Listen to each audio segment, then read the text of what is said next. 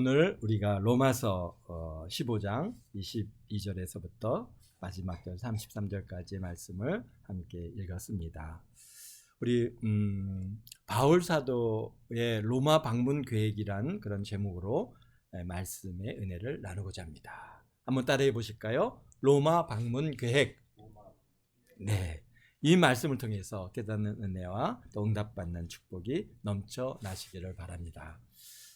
지난 시간에 사도 바울은 로마 교회 지도자들에게 이방 선교에 대한 관심을 가져줄 것을 권면하면서 자신은 예루살렘으로부터 일루기곤까지 그리스도의 복음을 아주 편만하게 그렇게 전했다라고 말씀하시면서 특히 미전도 지역 복음이 예배가 드려지지 않고 복음이 전파되지 않은 지역만을 다니면서 복음을 전하기 위해서 힘썼다라고 그렇게 말씀하고 계십니다.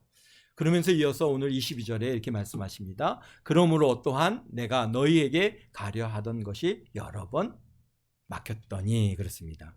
그러니까 보니까 바울 사도가 로마에 가기를 갖다 여러 번 시도했고 또 그런 뜻을 가졌지만은 그러나 어떻다는 거예요? 막혔다는 겁니다. 그래서 23절에 이제는 이 지방에서 일할 곳이 없고 또 여러 해 전부터 언제든지 서번하러 갈 때 너희에게 가기를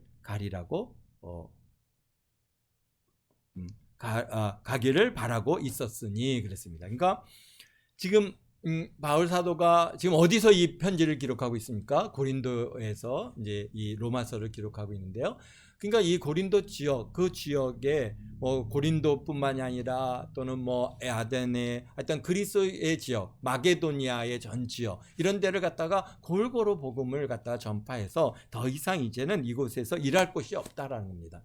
그래서 그분이 지금 어디를 가기를 원하고 있어요? 서바나를 가기를 원하고 있어요. 서바나는 어디입니까?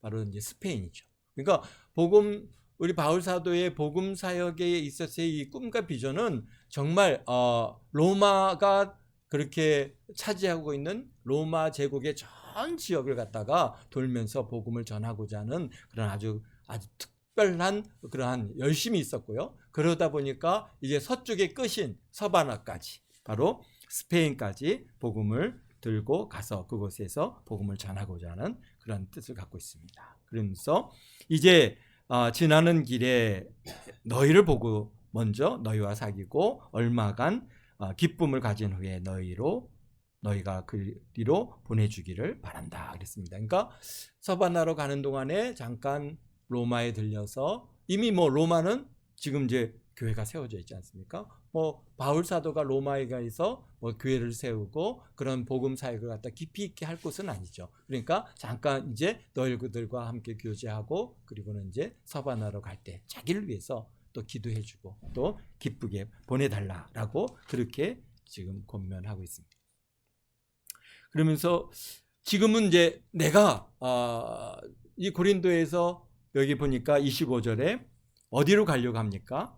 예루살렘으로 지금 가려고 합니다. 그러니까 3차 복음 전도 여행을 마치고 최종적으로 바울 사도는 어디로 갑니까? 고린도에서 이제 예루살렘을 향해서 가게 되는데요. 그 가는 그 이유 중에 하나는 이제 내가 성도를 섬기기 위해서 예루살렘으로 간다. 그러니까 예루살렘 성도들을 지금 섬기기 위해서 갑니다. 예루살렘 교회가 정말 얼마나 어렵습니까? 핍박을 받은 이후로 벌써 몇 년이 됐습니까? 거의 이제 30년 가까운 시간들 11년 또 11년 그러면 한 22년 정도 이렇게 됐는데요. 그러니까 그런 시간들이 동안에 이제 교회는 회파돼서 없어지고 또 예수 그리스도를 믿는 백성들은 어땠습니까? 이제 뭐 지역 사회에서 쫓겨나고 직장도 잃고 뭐 모든 것들이 정말 어려워져 있는 상황입니다. 그러다 보니까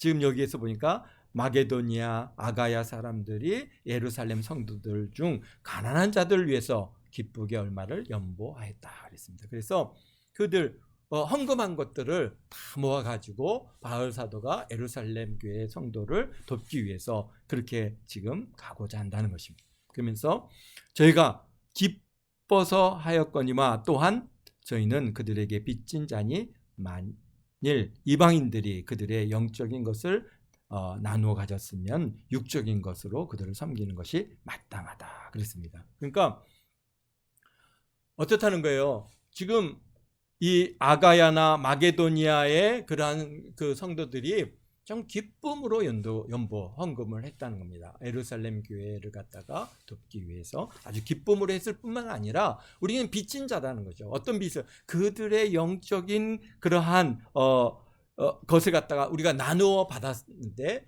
당연히 그러니까 우리가 육적인 것으로 그들을 섬기는 것은 마땅하다 이렇게 말씀하시네요. 그리고는 28절에 그러므로 내가 이 일을 마치고 열매를 그들에게 확증한 후에 너에게 들렸다가 서바나로 가리라. 지금 바울 사도의 마음은요, 지금 어디를 가는 게 지금 서바나, 저 스페인을 가는 게 그분의 그 지금 아주 뜨거운 마음입니다. 그래서 내가 이제 곧 예루살렘 사역을 마치고 그리고는 너희 로마를 잠깐 들렸다가 그리고 이제 서바나로 가겠다라고 그렇게 말씀하고 계십니다. 그래서 내가 너에게 29절입니다. 내가 너에게 갈 때에 그리스도의 충만한 복을 가지고 갈 줄로 아노니. 그러니까 얼마나 그 예루살렘에서의 그 섬김과 그 모든 것을 기쁨을 가지고 이제 로마로 들릴 때 그들이 참 그리스도의 충만한 복을 가지고 내가 갈 줄로 안다. 그러면서 30절에 형제들아 내가 우리 주 예수 그리스도와 성령의 사랑으로 말미암아 너희에게 권하노니 너희 기도에 나와 힘을 같이 하여 나를 위하여 하나님께 빌어 나로 유대에서 순종하지 아니하는 자들로부터 건짐을 받게 하고 예루살렘에 대한 내가 섬기는 일을 성도들이 받을 만하게 하고. 그러니까 지금 바울 사도가 예루살렘을 향해서 가는데 지금 큰 부담이 있습니다. 큰 부담이 있어요. 그래서 지금 로마 교회 성도들에게 또 형제들에게 기도 요청을 하는 겁니다. 갔을 때 정말 어떻다는 거예요? 그 순종하지 아니한 자들에서 나를 건짐을 받게 하고 그리고 내가 섬기는 일을 성도들이 또 받을 만하게. 이게 아니 바울 뭐 우리 이방 교회가 주는 거 우리가 뭐 꼭 이거 받을 필요 있습니까? 안 받겠습니다라고 하면은 이것도 얼마나 그 열심히 모아서 정말 이방 교회 아가와 마게도냐와 아가야 지방의 그런 교회들이 열심히 모아서 그렇게 보내는데 이게 또 안 받으면 얼마나 참 이렇게 속상한 일입니까? 그러니까 그렇게 기쁨으로 받을 수 있게 이렇게 위해서 기도해 달라라고 그렇게 지금 요청하고 있습니다. 그렇습니다. 바울 사도의 사명은 무엇일까요? 바울 사도는 어떤 사명을 가지고 지금 한 22년 동안 열심히 살아왔습니까? 바울 사도의 사명은 사실 하나님께서 그에게 주신 큰 사명이 뭐냐면 로마 제국에 복음합니다. 오늘 우리들도 사명이 있죠. 우리도 우리 예성의 목사님들이 모여서 기도할 때마다 안양시의 성시화를 위해서 우리가 이게 원래 모여갖고 항상 기도합니다. 안양 지방이 안양 이 시가 참 이렇게 복음화되기를 위해서 성시화되기를 위해서 그렇게 지금 기도하고 있습니다. 이와 마찬가지로 바울 사도에게는 하나님께서 그에게 로마 제국의 복음화에 대한 그런 열정을 주셨어요. 그러니까 막 그렇게 열심을 다해서 복음을 전하고 그리고 어디까지 가려고 하는 겁니까? 바로 스페인인 서바나에까지도 지금 가서 복음을 전하려고 하는 거죠. 그래서 물론 이것을 갖다 이방 선교 또는 이방인의 사도라고 하는 말로 표현하고 계시지만 사도 바울의 마음에 깊이 새겨진 목표는 바로 로마 제국의 복음화입니다. 이 사명은 또 그러면 언제 받았습니까? 언제 받았죠? 바로 다메섹 도상에서 예수님을 만나고 이제 눈이 가려졌을 때 그때 아나니아가 와서 그를 위해서 기도해 줬죠. 금식하며 기도할 때 사도행전 9장 15절에 보니까 아나니아가 이제 주의 말씀을 갖다가 사도 바울로 하여금 이제 받게 되는데요. 그래서 가라. 이 사람은 내 이름을 이방인과 그다음에 임금들과 이스라엘 자손들에게 전하기 위하여 택한 나의 그릇이다라고 그렇게 지금 아나니아에게 사도 바울의 사명이 무언가를 갖다가 지금 여기 말씀해 주고 계십니다. 그러니까 사도 바울이 거듭나면서 받은 사명이기 때문에 사실 그 마음에 한 번도 떠나보거나 또는 잊어버린 적이 없습니다. 그래서 이방인들의 사도가 되어서 이방 지역을 갖다가 돌면서 복음을 전했습니다. 그리고 이방 지역이지만 정말 또 먼저 이스라엘 자손들에게 먼저 어땠습니까? 여기서 주신 사명이 이 사람은 내 이름을 위해서 이방인과 임금들과 이스라엘 자손들에게 전하기 위해서 택한 나의 거룩이라 그랬습니다. 그러니까 바울 사도가 이방 지역을 갖다가 복음을 전하러 다니면서 그 앞서 이방인들에게만 전한 건 아닙니다. 언제든지 먼저 유대인들을 회당에 가서 유대인들에게 복음을 전했죠. 그리고 그 유대인들이 이제 복음이 뭐 받아들이든지 안 받아들이든지 그 다음에는 이방인들에게 가서 이제 복음을 전하게 되는 것들 갖다가 우리가 볼 수 있습니다. 그러면서 임금들에게 복음을 전해야 하는데 당시 전 세계를 갖다 지배하던 곳이 또 어디입니까? 로마잖아요. 로마 제국이니까 로마 제국 시대이기 때문에 당연히 로마에 가야 뭐 황제를 만나든지 임금을 만나든지 만나서 복음을 전할 수 있게 되는데, 그래서 로마 제국을 복음화하는데 그 사명을 그렇게 늘 사명감에 뜨거운 그런 불이 그의 사도 바울 마음에 있었습니다. 그런데 예수님께서는 사도 바울을 갖다가 로마로 그냥 보내주시질 않는 거예요. 언제든지 나는 로마로 가야 되겠다, 로마로 가야 되겠다 그러는데 하나님께서 오늘 22절에 계잖아요. 자꾸 막으셨다는 거야. 왜 막으셨을까요? 일단 못 가게 환경을 만들어 버리셨어요. 그래서 사도 바울의 생애를 보면은 35년에 거듭났죠. 35년에 거듭나가지고 45년도에 이제 안디옥 교회 사역자로 이제 사역을 시작했고 46년도에 1차 복음 전도 여행을 떠납니다. 그래서 그리고 지금 로마서를 쓰기까지 57년까지 11년 동안 1차, 2차, 3차의 선교 여행을 하면서 뭐 지금 터키, 뭐 트루키에 지금 이제 트루키에라고 그러죠. 트루키 지방과 그리스 지방과 마게도니아 지방에 정말 곳곳을 다니면서 복음을 전했습니다. 그러니까 지난 11년 동안 터키와 그 다음에 그리스 지방을 다니면서 경험한 것은 인구 밀도가 높은 도시를 통해서 많은 사람들이 전도되고 복음이 힘있게 전파되는 것들을 보았습니다. 그래서 사실 바울 사도의 1차보다는 2차, 3차의 그러한 주요 사역들, 특히 2차 사역의 주 지역들은 굉장히 도시 위주로 이렇게 이제 복음을 전하는 것들을 보게 됩니다. 그래서 근데 1차 선교 여행의 행로를 갖다 쭉 이렇게 따라가 보면 정말 거칠고 힘든 행로였어요. 그래도 몇몇 도시를 찾아가서 전도했지만 터키 내륙 지역은요 결코 쉽게 다닐 수 있는 곳이 아닙니다. 거친 들과 높은 산악 지역을 지나가서 그것도 어떻게 지금처럼 뭐 비행기를 타고 자동차를 타고 그렇게 다니는 게 아니라 도보로 걸어서 그렇게 다니는 그런 선교 행로는 얼마나 힘들었던지 우리가 뭘 알 수 있어요? 마가가 중도에 어떻게 했습니까? 이탈해서 돌아가 버렸어요. 왜 그랬겠습니까? 그 길이 그만큼 지금도 그 바울 사도의 그러한 선교 행로를 갖다 이렇게 따라가 보면요, 정말 뭐 높은 산을 넘어야 되고, 그 다음에 또 뭐 정말 그 깊은 그러한 내륙 지역으로 들어가서 그 다니는 길이 결코 그렇게 만만하지 않았다는 것을 갖다가 우리가 볼 수 있는데요. 그러니까 얼마나 힘들었으면 마가가 중간에 아유 나는 더 이상 못 가겠습니다 그러고 돌아갔겠습니까?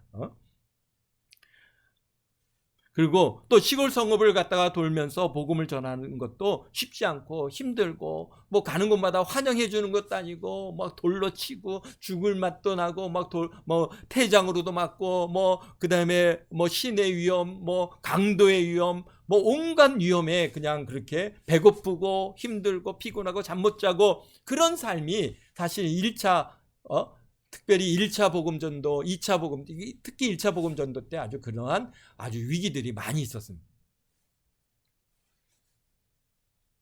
그래서 2차 복음 전도 여행은 훨씬 더 이제 멀리 터키 지방의 끝인 두로아까지 이제 가서 서쪽으로 가면서 바울의 마음은 어떤 마음이 있었어요?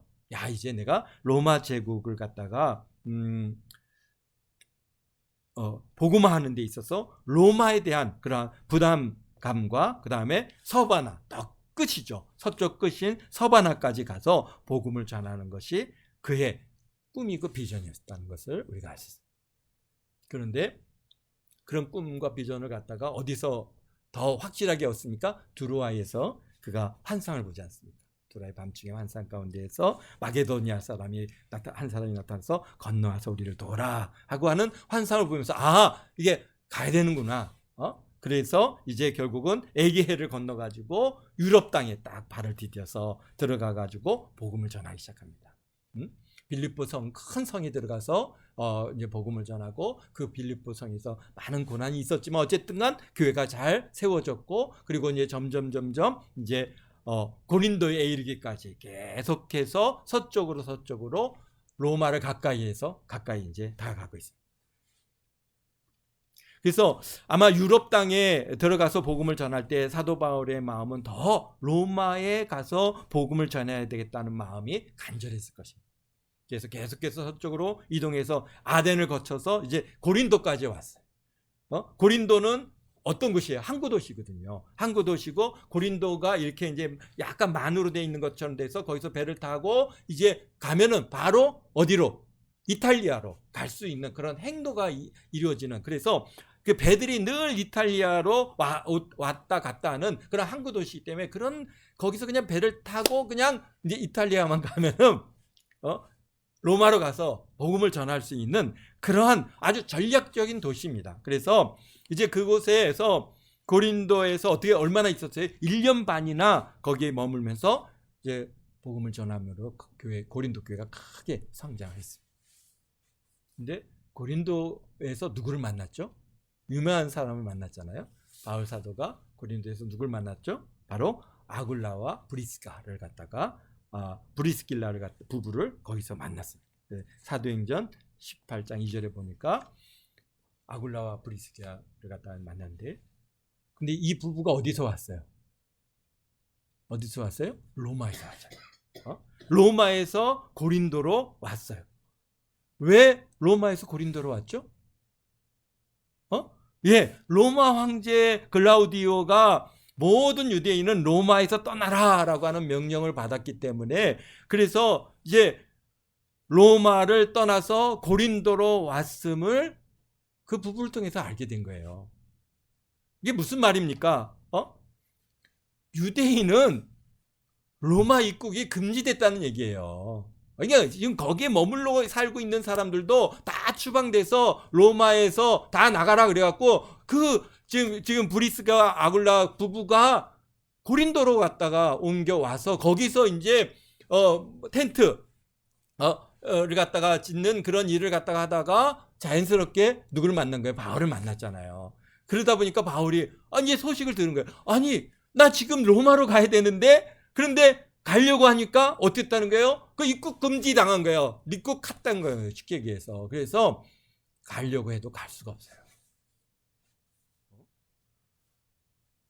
그래서 보니까 바울 사도는 고린도에서 로마로 건너가서 복음을 전하고자 하는 그런 뜨거운 열의가 있었지만은 오늘 말씀처럼 여러 번 막혔다 그러는 거예요. 그러니까 실질적으로는 이 글라우디우스 왕의 그 황제의 마음을 갖다 하나님께서, 우리 주께서 감동해서 너 유대인들 다 쫓아내라. 그래서 다 쫓아내갖고 바울 사도가 실질적으로 로마로 오는 길을 갖다가 막아버린 거예요. 왜 그랬을까요? 그 이유가 있겠죠. 어쨌든가 그래서 막혀서 못 갔다는 거예요. 그래서 고린도에서 2차 전도 여행을 마치고 이제 가이사로로 갔다가 안디옥으로 다시 돌아갔습니다. 그래서 2차 복음 전도 여행이 이제 마무리가 됐어요. 그러면서 이제 어떻게 합니까? 3차 복음 전도를 갖다 시작하죠. 근데 3차 복음 전도 여행에서는 우리가 특이한 점이 있어요. 뭐가 특이합니까? 다른 지역을 갖다 이렇게 도는 거, 뭐 원래 이제 전도했던 지역을 돌아보는 그런 모습은 다 비슷한데 아주 특이한 것이 있다는 것은 뭐냐면 에베소에서 뭘 만드셨어요? 두란노 서원을 갖다가 쉽게 해서 오늘날 신학교를 세웠어요. 그리고는 선교사를 훈련해서 선교사를 파송합니다. 그래서 53년에 두란노 서원에서 신학교를 세워가지고 선교사를 세워서 이제 선교사를 파송하는데요. 이 사람들이 누구예요? 이 사람들은 누구예요? 유대인이 아니에요. 다 그 터키, 에베소라는 것은 지금 오늘날 터키 지방, 그러니까 그 당시에 아시아 지역인데요. 아시아 지역을 중심으로 해서 그 주변의 많은 나라들이, 많은 도시에서 이제 두란노로 들어와가지고 복음을 받고 훈련을 받고 그리고 이제 로마로 파송을 시켜서 로마에 가고 오늘 지금 로마 교회를 갖다가 이렇게 세우고 로마서를 수신하는 그러한 이 대상들이 바로 이 사람들이니까 두란노에서 신학교를 세워갖고 훈련을 시킨 거예요. 그리고는 파송을 보내서 로마로. 왜 이 사람들은 로마로 갈 수 있어요?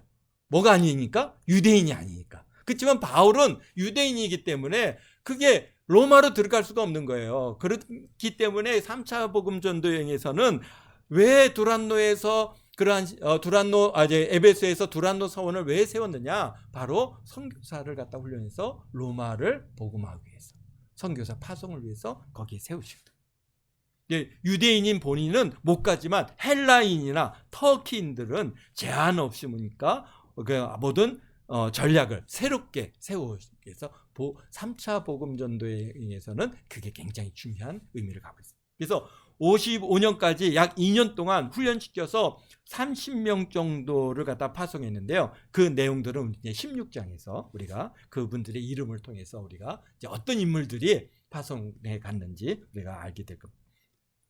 이렇게 제자들이 먼저 로마로 보냈지만은 그러나 사도행전 19장 21절에 보면은 오늘 뭐라 그랬어요? 예루살렘으로 갔다가 로마로 가겠다고 하는 분명한 그에게 의지가 있습니다.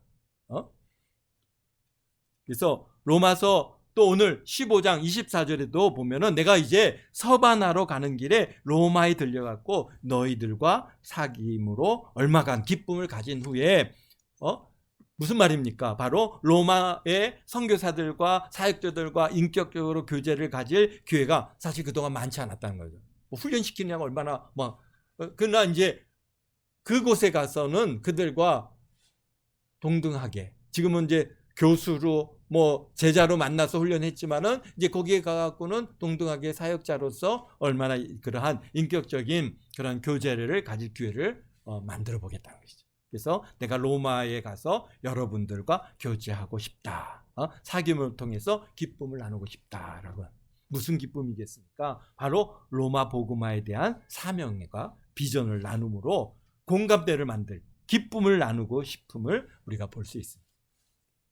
우리도 교회를 갖다 교회의 비전을 같이 하고 함께 나눌 때 기쁨이 넘치고 감사가 넘치는 것을 우리가 경험합니다. 우리 전사님도 우리 지난주에도 나눈 것처럼 또 뭔가 이제 아내가 될 동역자죠. 훌륭한 동역자. 뭘 같이 나누겠어요? 세상의 즐거움을 얘기하겠어요? 뭘 얘기하겠어요? 같이 사명과 비전을 나누는 거죠. 그러면 어떻게 해요? 그 비전 안에 기쁨이 있단 말이에요. 이게 이루 말할 수 없는 그 기쁨이 있으니까 우리가 한 가정을 이루어서 이 사명을 갖다가 같이 이루어야 되겠다고 하는 그런 뜨거운 마음을 하나님께서 부어주시는 거예요. 지금 이러한 바로 이 지금 로마에 있는 그런 사역자들도 바울 사도가 함께 우리 비전을 같이 나눌 때 우리 선교사님들과 함께 모여서 선교에 대한 비전을 나누고 그 사역을 함께 나눌 때 굉장한 위로가 또 기쁨이 우리에게 있습니다. 그래서 그러면서 자신을 갖다가 이제 서버나 선교사로 파송해주고 함께 기도해주기를 지금 바라고 있습니다. 그래서 25절에 보니까 그러나 지금은 예루살렘으로 가노니 왜 가는지 아까 간단하게 설명했죠. 성도들을 섬기는 일로 갑니다. 예루살렘 교회와 성도들이 너무 어렵기 때문에 예루살렘 교회가 핍박이 시작되면서 성도들의 삶이 궁핍하고 가난해졌어요. 그래서 마게도니아, 아가야 성도들, 보면 뭐 고린도 교회, 고린도서에서도 그렇고 뭐 모든 성경에 보면은 이제 예루살렘 교회를 위한 연보에 대한 얘기들을 갖다가 많이 하시는데요. 바로 그것이 바울 사도가 늘 다니면서 너희들이 예루살렘 교회를 생각해야 된다. 예루살렘 교회 성도들의 어려움을 얘기하고 그분들을 우리가 섬겨야 된다고 하는 그런 권면들이 많이 있었음을 우리가 거기서 알 수 있습니다. 그렇습니다. 그래서 그런 기쁘게 헌금해서 선교 헌금이죠. 그 연보에서 이 선교비를 전달하러 간다 그런 것이죠. 그러면서 우리가 예루살렘 교회에 영적인 빚을 지었으니까 육적인 것으로 그것을 섬기는 것이 마땅하다 그렇습니다. 28절에 그러면서 말씀하십니다. 이 일을 마치고 너에게로 들렸다가 이제 서바나로 가리라. 그런데 이게 바울 사도의 계획대로 됐습니까? 안 됐습니까? 그런데 바울 사도의 계획, 이게 바울 사도의 계획대로 되지 않고 주께서는 다른 길을 갔다가 다른 일을 준비하고 계셨어요. 사실 이제 그동안 이방인들에게 복음을 전했지만 이스라엘 자손들과 그리고 임금들에게 전할 기회가 있었어요, 없었어요? 없었어요. 물론 뭐 이제 소수의 사람들에게는 전했지만 실질적으로 임금들과 그 다음에 이스라엘의 주가 되는 인물들, 뭐 대제사장이라든지, 뭐 거기에 뭐 그 이스라엘의 정말 예루살렘에 머물러 있는 그런 주요 인물들에게 복음을 전할 기회가 없었어요. 오히려 왜 죽이려고 하니까 피신해서 도망다녀야 됐고 그랬습니다. 그래서 사실 그래서 사도행전 21장 7절에 보면 예루살렘에 도착했고 그리고 주 57년에 3차 복음운동을 마치고 예루살렘에 도착했는데요. 우리 사도행전 21장 18절 19절에 보면은 이제 어떤 일이 있습니까? 거기에 교회 야고보와 그 다음에 로zem의 장로들에게, 그러니까 크리스찬들이죠. 기독교 예루살렘 교회의 장로들에게 선교복을 합니다. 내가 이렇게 그동안에 이렇게 열심히 보고 선교를 해서 이렇게 교회가 세워졌고 그리고 그 교회 성도들이 이렇게 열심히 또 이제 연보를 해서 이것을 가져왔습니다 라고 해서 그들이 이제 하나님께 영광을 돌리고 감사하고 그래 수고했다, 내가 우리 함께 기도하겠다, 그리고 함께 기도해주고 축복해주고 이제 돌려보냈으면은 좋았을 텐데 그러질 않았어요. 여기 우리 한번 사도행전 시간이 찾으면 너무 시간이 많이 가니까 우리가 잘 아는 우리 내용들이니까 그래서 어떻게 뭘 했어요? 야, 너 있지 보니까 뭐 너가 다니면서 모세 율법을 갖다가 율법은 폐하고 그 다음에 할례는 필요 없고 그런 거 받지 말라, 그렇게 그런 것들을 하지 말라고 그렇게 했다고 다 유대 성도들도 듣고 또 유대 또 아시아의 지역에 있는 많은 유대인들이 그거 듣고 있는데 너 가서 나는 그래도 이방인들이야 당연히 뭐 모세 율법과는 상관없이 살지만 너 유대인이잖아. 유대인인 너는 그래도 나는 율법을 지키고 모세의 가르침을 따른다라고 하는 것을 갖다가 보여주기 위해서 너 성전에 들어가서 정결례를 치르라 라고 권면을 합니다. 이게 사실 이게 그만큼 그 당시에 이 아직도 복음 안에서의 완전히 그런 율법적인 행위와 모세의 가르침에서 완전히 자유롭죠. 이미 바울은요 철저하게 그런 것들을 다 버렸고 오직 예수, 오직 복음으로, 오직 우리가 구원을 받는 것은 예수 그리스도를 믿음으로 구원을 받는다고 하는 확신을 갖고 그 복음을 전해서 그런 율법주의에서 완전히 그분은 이제 풀려나왔고 해방이 됐는데 아직 예루살렘에 사는 야고보나 그 많은 크리스찬들이 거기에서 자유롭지 못한 거예요. 그러니까 그렇게 권면합니다. 그러니까 바울 사도가 성전에 가서 정결례를 치르다가 결국은 어떻게 됩니까?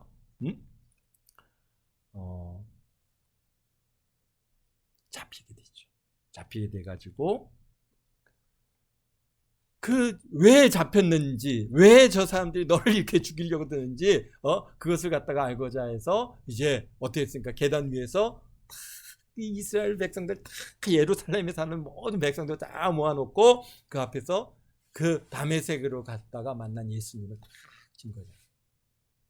그러니까 그 가운데 물론 안 듣는 자도 있겠지만은 그러나 거기에서 감동을 받는 인물들이 우리 하나님께서 준비하신 그런 영혼들은 다 거기서 감동을 받고 그 예수님이 누군가 정말 전에 수십 년 전에 그 십자가에 못 박아 죽었던 그 예수라는 분이 정말 하나님의 아들인가 보다라고 하는 것을 왜? 바울은 어떤 사람이에요? 그 도시에서 나름대로 공예 회원으로서 인정받는 인물 아닙니까? 그랬던 저 사람이 저렇게 예수님을 만나고 저렇게 예수님을 전하네?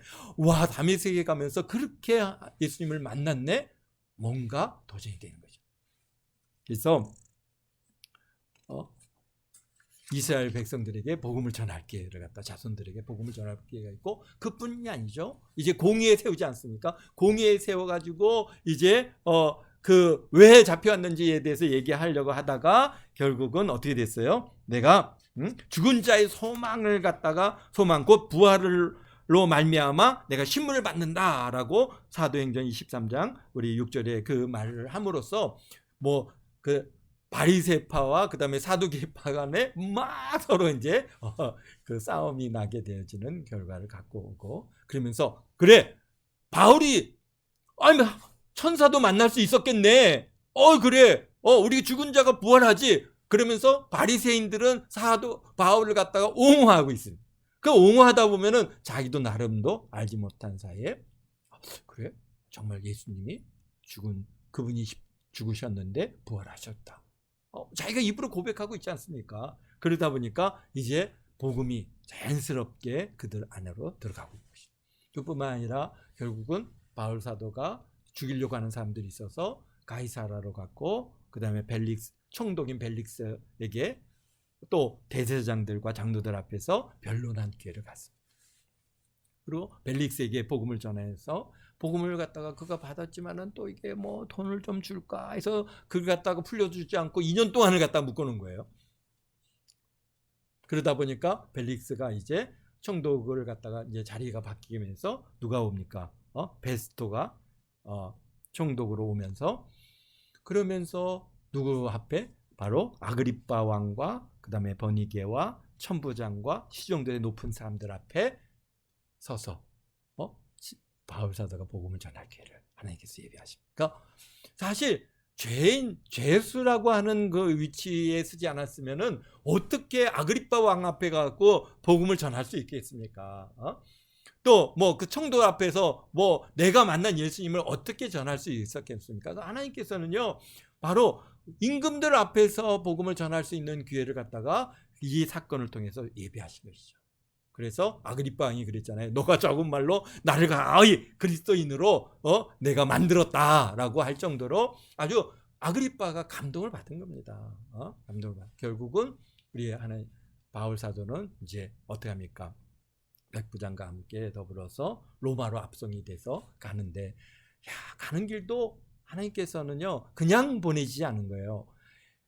지금 로마로 가는데 유명 인사가 돼서 가지 않으면은 가서 또 이 바울 사도가 복음 전도 사역에 큰 일을 갖다 감당하기가 어렵단 말이죠. 우리가 생각해 보시죠. 바울 사도가 로마로 가고 싶다고 해서 그냥 바울 사도가 로마로 갔으면은 지금 우리가 이게 로마 교회 성도들처럼 그냥 대부분 그냥 하층민들, 일반인들 어떻게 그 상류 사회에 들어가서 그 왕들과 귀족들을 만날 수 있는다는 것은 그거는 어려운 일입니다. 그런데 바울 사도를 갖다가요 지금 로마로 보내는 과정 속에서 큰 풍랑을 만나죠. 그다음에 어디죠? 몰타죠. 몰타의 멜리데 섬에 거기에 도착하는 과정 속에서 이 배 안에 있는 모든 사람들이 바울 사도를 통해서 예수 그리스도를 갖다가 증거를 받습니다. 그러면서 거기서 성만찬을 치러요. 마치 성만찬하는 것처럼 빵을 떼서 예수님께서 오병이어의 사건처럼 그들의 빵을 떼서 하나님 옆에 축사하고 다 나누어 먹고 그리고는 다 버리라. 너 머리털 하나도 상치 않게 하시겠다. 우리 누가 내가 섬기는 하나님께서 지난밤에 내게 말씀하셨는데 걱정하지 말라. 근데 정말 그대로 그들이 하나도 상치 않냐고 그저 그냥 배만 부서지고 멜리데 섬에 도착하지 않습니다. 그러니까 그들에게 있어서는요, 이게 바울 사도가 저분 대단한 분이다. 누구가 마음이 있어요? 거기 함께했던 로마의 그러한 군사, 함께했던 군인들에게 그것이 도전이 되죠. 그것뿐만이 아니잖아요. 거기에 뭐 276명이 그 배에 탔는데 그들이 하나도 상처 않고 다 구원을 받았어요. 근데 이 멜리데 섬에 도착해 갖고는 또 하나님께서 그냥 평범치 않죠. 독사가 와서 물었어요. 사람들이 볼 때 야, 이 사람 죽었다. 그런데 살아 있으니까 그 다음부터 뭐라 그런가? 야, 이는 사람이 아니라 신이다. 그때부터 이제 완전히 신의 위치에까지 그냥 사람들이 그 바울서를 갖다가 그렇게 여기게 만들어 주셨어요. 그런데 또 어떻습니까? 거기에 추장의 아버지였던 사람이 이름이 보블리오라고 하는 그러한 이 사람이 열병에 걸렸어요. 그래가지고 바울 사도 가서 기도해 줄 때 그 병이 떠나고, 그러면서 이제 거기서 아주 풍성한 대우를 받고 거기서 이제 지금 어디로 갑니까? 이제 로마로, 이탈리아로 이제 들어가게 되는데요. 가면서 사람들이 얼마나 입으로 와, 바울이란 분이 이런 일을 했대, 이런 일을 갖다 이루었대, 이런 분이야, 뭐 얼마나 많은 이야기들을 했겠습니까? 그러니까 이제 로마로 들어갈 때부터 우리 바울이라고 하는 분은 굉장히 유명 인사가 됐어요. 그래서 가서 비록 거기서 또 2년 동안 가택연금 상태에 있었지만은, 그러나 어땠습니까? 얼마든지 사람들을 만날 수 있겠어요. 그러니까 집 바깥으로 나가지 못하지만은 그러나 사람들이 방문하고 친구들이 오는 것들을 다 허락했고, 그래서 많은 유대인들이 와서 또 복음을 듣게 하고, 또 그뿐이었겠습니까? 거기에 이제 많은 그러한 로마의 그런 귀족들, 또 이런 사람들을 또 어떻게 합니까? 우리 지키는 백부장이 가서 얘기하지 않았겠어요? 와, 이런 일이 있었대. 근데 거기 또 병든 자들이 있죠. 얼마나 큰 중병든 사람들이 있으면 그들이 데리고 와서 바울 사도의 기도를 받고 치료함을 받고 기적의 역사가 나타나니까 이제 로마의 귀족 사회에 정말 복음이 전거되고, 그 다음에 황제 앞에서 이제 복음을 전할 수 있는 그런 기회를 갖다가 우리가 받게 됐어요. 그래서 사실 지금도 몰타라고 하는, 멜리데라고 하는 섬을 가보면요, 몰타에 얼마나 그 그리스도의 교회가 얼마나 많이 세워져 있고, 정말 그 섬 전체가 어떤 면에서는 기독교화되어진 그러한 지역입니다. 그러니까 바울 사도가 잠깐 들렸지만은 하나님께서는요, 그 들린 곳마다 어마어마하게 성령의 역사를 나타내 주셔서 교회를 세우시고, 지금 2000년가량 거기에 교회들이 견고하게 세워져서 아주 복음이 잘 성장하고 있는 것들을 우리가 보게 되는데요. 그가 로마의 바울 사도가 갔을 때 성령께서 얼마나 강력하게 역사했겠습니까? 그러니까 나중에 로마 제국 자체가 복음하는데 아주 중요한 역할을 했죠. 그러니까 비록 핍박이 있고 고난이 있었지만은 정말 그 지하교회로 들어가서 300년 가까운 시간을 그렇게 그들이 신앙을 지킬 수 있었던 것은 그것도 사람의 능력이 아닙니다. 주께서 하셨기 때문에 가능한 일입니다. 그래서 그러니까 드디어 60년에 로마에 도착했고, 그동안 정말 열망했던 로마의 발을 디디었어요. 그래서 바울 사도의 계획과 전혀 다르게 이루어졌지만은, 그러나 다메섹에서 주어주셨던 그 비전과 사명을 주께서 친히 이루어 가셨다는 것을 우리가 볼 수 있습니다. 그렇습니다. 우리가 잠언서 우리 16장 9절 말씀을 읽음으로 이 말씀을 마무리하고자 합니다. 한번 찾아볼까요?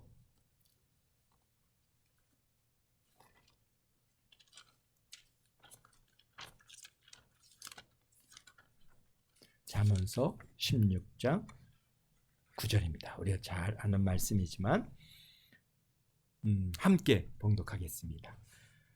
사람이 마음으로 자기의 길을 계획할지라도 그의 걸음을 인도하시는 이는 여호와시니라. 아멘. 그래서 바울 사도가 얼마나 마음으로 로마로 가고자 하는 계획을 세웠지만은, 그러나 하나님께서는 바울 사도의 계획과는 다르게 그 길을 인도하셨고 그것을 성취케 해 주셨습니다. 여러분들도 여러분의 하나님께서 주시는 꿈과 비전들, 사명들이 있습니다. 그런데 당장 내 앞에서 그게 내가 이렇게 기도했는데, 내가 이렇게 원하는데, 내가 원하는 뜻대로 안 되어지고 뭔가 어려움이 있는 것 같지만, 그러나 하나님께서는 여러분의 발걸음을 인도하시고 그래서 하나님의 뜻대로, 하나님의 계획대로 하나님께서 이루어 가시는 줄 믿습니다. 기도하겠습니다. 거룩하신 아버지 하나님, 감사합니다. 우리 바울 사도의 생애를 통해서 참으로 아버지 하나님, 비록 우리가 계획할지라도 하나님께서 참 바울 사도의 발걸음을 인도하시고 이루어 가신 것을 우리가 함께 보았습니다. 주님, 우리의 삶도 참으로 아버지 하나님 많은 꿈이 있고 비전이 있고 기도의 제목들이 있습니다. 그러나 아버지 하나님께서 그 길을 막으시고 또 그 앞길을 아버지 하나님이여 쫄도한 대로 우리를 보내셔서 고난을 당하고 어려움을 당하고 아버지 하나님이여 이러한 과정들을 다 합력해서 주님께서 그 우리의 발걸음 이끄시고 인도하시는 줄 믿습니다.